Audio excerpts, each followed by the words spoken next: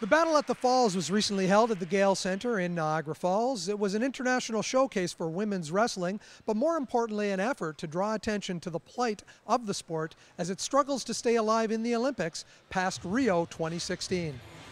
We were asked at the end of April, after a bunch of programs or projects were taking place worldwide, as a leader in women's wrestling, if Canada would be willing to host an international event that would show the popularity and magnitude of wrestling worldwide. So it really hasn't been that long for putting an event like this together, but certainly our club and our national association was more than willing to try to host something like this to help the Olympic cause. Talking about the caliber of some of the talent that's here, you've got an Olympic medalist, you've got a Pan-American medalist, you've got a world champion. You also have a legend here in the wrestling community, Dan Gable. How do you pull this many people of that caliber in this sport together for this? Well, I mean, the wrestling community is big, but we're also very close, and we realize the significance of this. These are people that we rub shoulders with quite often, and the great thing about wrestling is we're one big community. So we were asked to join the fight here in the coalition. We talk about the caliber of athletes. These are our next Olympic medalists. I guarantee you there will be girls that are wrestling today that will be on the podium in Rio. So it's just one of those tight-knit communities, and I think we realize again the importance of this. And we can't thank them enough, but it's the expectation, I think, as a wrestler that you give back as well. Dan Gable, with 60 years involved in this sport, you must feel a lot of frustration with these decisions being made by the International Olympic Committee. I'm an emotional guy, and it put me to my knees and put tears in my eyes. But then I got mad, and then I started working on it. So I've been working on it. That's why I'm here. I'm working on our sport, and part of our sport is increasing the numbers of females that participate in our sport. Actually, when you see out here that there's certain types of uniforms, now we're looking at maybe we need to change our uniforms to get a little more fashionable. Scoring, changing the rules. We need to get more TV time. We need to get more sponsorship. We have a chance here to make wrestling go to a higher level than it's ever been. This event had a specific purpose, as well as just bringing some wrestlers together, also drawing attention to the plight that wrestling is facing. How do you feel about that?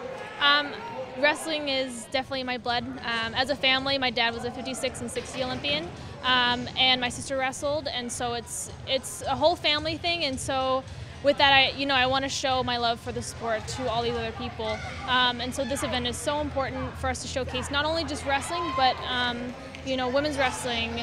As not everyone knows that we've been in 3 Olympics now, and I think just as a whole for the wrestling community, the wrestling world, this event, showcases women's wrestling and showcases what wrestling is all about.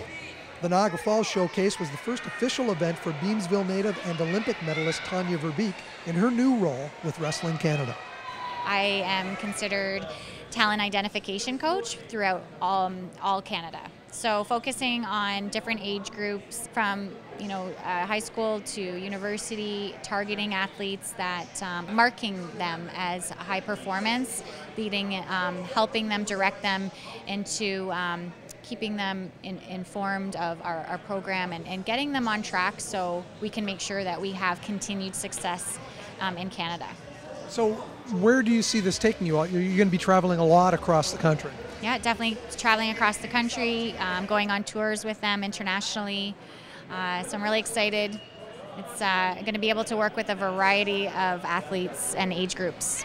Just a couple of questions about your match. Have you wrestled this girl before? I believe just once. It was probably 2-3 years ago, and that time the rules were different at the time. You had to win 2 out of 3 rounds, and we basically went to I was winning up until the very last second, literally a second on the clock. I lost it, so going out there, I was a little bit apprehensive because last time was a loss, but at the same time, I know I'm a completely different wrestler than I was a couple years ago, so I had the confidence of my training kind of to back me up. Does holding that world championship, does that put a mark on you? Absolutely. There's definitely a pressure, associated with that.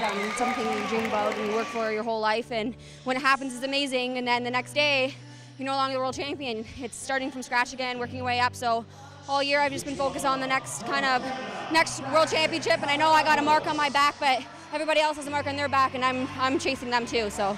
The final decision between wrestling, squash, and men's baseball, women's softball comes down on September 8th with the IOC. For The Source, I'm Mike Balsom.